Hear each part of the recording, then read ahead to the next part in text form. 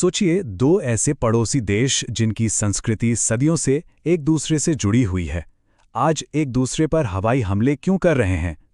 आज हम पाकिस्तान और अफगानिस्तान के बीच की उसी आग की लकीर को समझने की कोशिश करेंगे, जिसकी जड़ें इतिहास में बहुत बहुत गहरी हैं।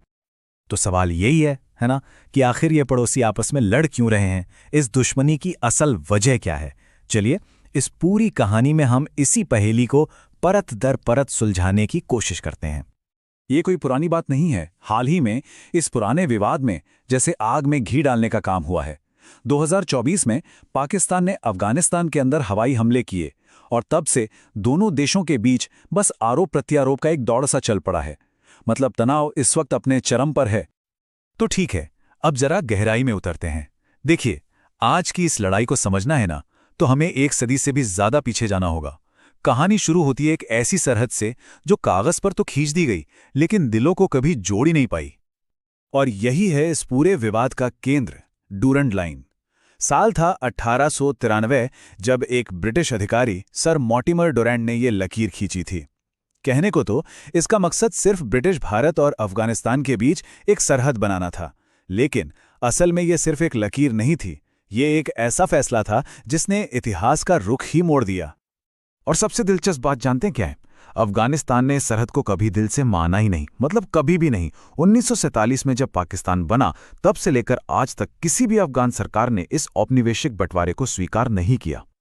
और इसकी सबसे बड़ी वजह पश्तून आबादी। असल में ये सरहद, ये लकीर ठीक पश्तून समुदाय के बीचों बीच से गुजरती है। जरा सोचिए, लाखों लोग, उनके परिवार, उनके कबीले रातों रात दो अलग अलग देशों में बट गए। ये एक ऐसा जख्म है जो आज भी ताज़ा है, और यही तनाव की सबसे बड़ी जड़ है। तो सवाल ये है कि वक्त के साथ ये विवाद इतना बढ़ा कैसे? देखिए, 1893 में लकीर खींची गई।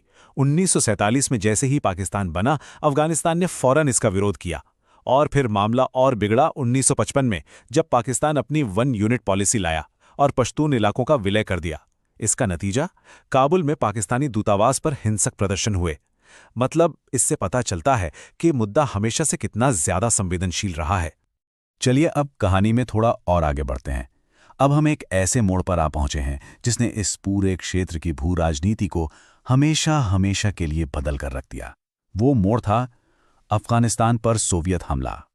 साल था 1979। जब सोवियत सेना अफगानिस्तान में घुसी, तो पाकिस्तान रातों रात वैश्विक राजनीति की शतरंज की बिसात पर एक बहुत बड़ा मोहरा बन गया। क्यों?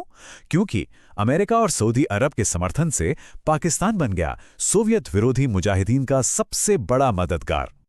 इसमें सबसे बड़ा रोल था पाकिस्तान की खुफिया एजेंसी आईएसआई का। आईएसआई ने मुजाहिदीन को ट्रेनिंग दी, पैसा दिया, हथियार दिए। इस मदद ने सोवियत सेना को हराने में तो बहुत अहम भूमिका निभाई, लेकिन इसी मदद ने पाकिस्तान और अफगान लड़ाकों के बीच ऐसे गहरे रिश्ते बना दिए जिनके नतीजे बहुत दूर तक जाने वाले थे।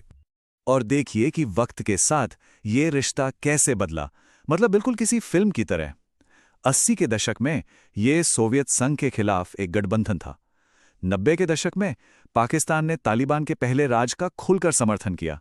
और आज वही पाकिस्तान उसी तालिबान पर इल्जाम लगा रहा है कि वो उसके दुश्मन यानी टीटीपी को पनाह दे रहे हैं। सोचिए, जो कभी दोस्त था, आज वही सबसे बड़ी मुसीबत बन गया है। तो आज की लड़ाई की जड़ यही है। एक तरफ पाकिस्तान है जो कहता है कि टीटीपी के आतंकी अफगानिस्तान में आराम से बैठे हैं, वहीं से पाकिस्तान पर हमलों की योजना बनाते हैं, और तालिबान उन्हें रोक नहीं रहा है। दूसरी तरफ अफगानिस्तान इन सारे इल्जामों को सिरे से खारिज कर देता है। उनका साफ कहना है कि पाकिस्तान को हमारी संप्रभुता का सम्मान करना चाहिए। तो ठीक है, हमने अब तक की कहानी समझ ली, लेकिन अब सबसे बड़ा सवाल ये है कि आगे क्या? ये जो संकट बढ़ता जा रहा है, ये किस दिशा में जाएगा और इसके नतीजे क्या हो सकते हैं? अगर हम हाल की झड़पों को देखें तो 3 चीजें साफ साफ नजर आती हैं। एक, पाकिस्तान की तरफ से हवाई हमले हुए। 2, जवाब में तालिबान ने सीमा पर गोलीबारी की। और 3, तोरखम और चमन जैसे बड़े बड़े व्यापारिक रास्ते बंद कर दिए गए। और इसका सीधा असर दोनों देशों की अर्थव्यवस्था पर पड़ रहा है। और अगर यह तनाव और ज्यादा बढ़ गया तो सोचिए कि इसके नतीजे कितने गंभीर हो सकते हैं। आम लोगों की जानें जा सकती हैं, व्यापार पूरी तरह ठप हो सकता है, और इस पूरे इलाके में अस्थिरता और बढ़ सकती है। लेकिन सबसे बड़ा डर है एक पूर्ण पैमाने पर युद्ध का, एक ऐसे युद्ध का जो इस क्षेत्र को और भी गहरे संकट में डुबो देगा। तो भविष्य को देखें तो मोटे तौर पर 3 रास्ते नजर आते हैं। पहला रास्ता है बातचीत का, जिसमें दूसरे देश बीच बचाव करें और शांति कायम हो। दूसरा रास्ता है कि सब कुछ ऐसा ही चलता रहे, मतलब छोटी मोटी झड़पें होती रहें, तनाव बना रहे। और तीसरा रास्ता, जो सबसे खतरनाक है, वो है किसी बड़े हमले के बाद एक मुकम्मल जंग का छिड़ जाना, जिसमें फिर बाहरी ताकतें भी कूद सकती हैं। और आखिर में हम बस इसी एक बड़े सवाल के साथ रह जाते हैं, क्या 100 साल से भी ज्यादा पुरानी औपनिवेशिक काल में खींची गई एक लकीर, जो आज भी नफरत और खून खराबे की वजह बनी हुई है, क्या उसे कभी शांति के लिए बदला जा सकता है? इसका जवाब तो शायद सिर्फ वक्त ही दे पाएगा।